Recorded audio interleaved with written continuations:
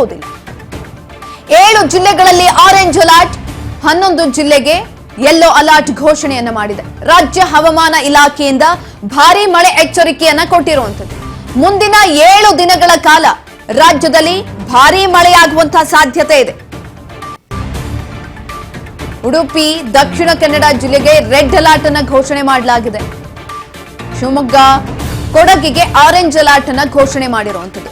ರಾಜ್ಯ ಹವಾಮಾನ ಇಲಾಖೆಯಿಂದ ಮಳೆಯ ಎಚ್ಚರಿಕೆಯನ್ನ ತೆಗೆದುಕೊಳ್ಳಲಾಗ್ತಾ ಇರುವಂತದ್ದು. ಇದೀಗ 7 ದಿನಗಳ ಕಾಲ ರಾಜ್ಯದಲ್ಲಿ ಇದೇ ರೀತಿಯಾಗಿ ಮಳೆ ಆಗುತ್ತೆ ಅಂತ ಕೂಡ ಹೇಳಲಾಗ್ತಾ ಇದೆ.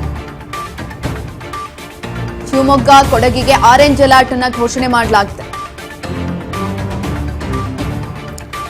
7 ಜಿಲ್ಲೆಗಳಲ್ಲಿ ಆರೆಂಜ್ ಅಲರ್ಟ್ ಅನ್ನು ಘೋಷಣೆ ಮಾಡಿದ್ರೆ 11 ಜಿಲ್ಲೆಗಳಿಗೆ ಯೆಲ್ಲೋ ಅಲರ್ಟ್ ಅನ್ನು ಘೋಷಣೆ ಮಾಡಿರುವಂತದ್ದು. ರಾಜ್ಯದಲ್ಲಿ ಮುಂಗಾರು ಮಳೆ ಅಬ್ಬರ ಜೋರಾಗಿದೆ. ಹಲವೆಡೆ ಭಾರಿ ಮಳೆ ಆಗ್ತಾ ಇದೆ. ಕೆಲವೊಂದು ಕಡೆನಲ್ಲಿ ರಸ್ತೆಗಳೆಲ್ಲ ಕೆರೆಗಳಂತಾಗಿದೆ. ಒಂದು ರೀತಿಯಲ್ಲಿ ಸ್ವಿಮ್ಮಿಂಗ್ ಪೂಲ್ ಅಂತ ಅನ್ಬೋದು. ಯಾಕಂತ ಅಂದ್ರೆ ಅಷ್ಟು ನೀರು ನಿಂತಿರುವಂತದ್ದು, ಮಳೆ ನೀರು.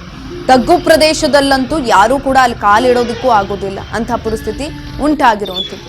ಇನ್ನು ಮನೆಗಳಿಗೂ ಕೂಡ ನೀರು ನುಗ್ಗಿದೆ. ಹಾಗಾಗಿ ರಾಜ್ಯ ಹವಾಮಾನ ಇಲಾಖೆಯಿಂದ ಇದೀಗ ಸೂಕ್ತ ಕ್ರಮಗಳನ್ನ ತೆಗೆದುಕೊಳ್ಳೋದಕ್ಕೆ ಮುಂದಾಗ್ತಾ ಇರುವಂಥದ್ದು. ಕ್ರಮಗಳನ್ನ ತೆಗೆದುಕೊಂಡು ಅಟ್ಲೀಸ್ಟ್ ಆ ಸಂದರ್ಭದಲ್ಲಿ ಯಾರೆಲ್ಲ ತೊಂದರೆಗೀಡಾಗಿದ್ದಾರೆ ಅವರ ಕಷ್ಟವನ್ನು ನಿವಾರಿಸೋದಕ್ಕೆ ಹೋಗ್ತಿದ್ದಾರೆ.